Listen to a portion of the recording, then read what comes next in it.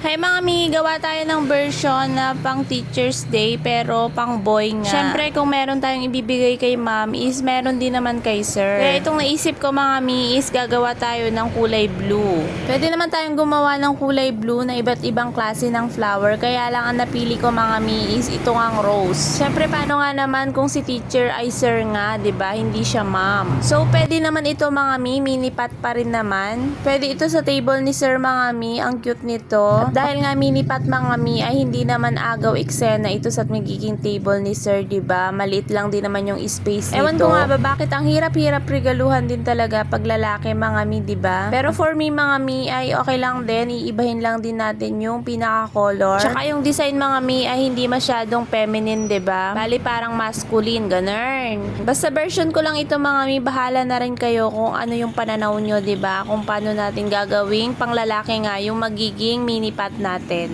At heto na nga yung kinalabasan mga mi. Ang cute nitong mga roses natin. Habay na habay para sa mga table ng ating mga sir. Yun lang mga mi. God bless. More benta to us.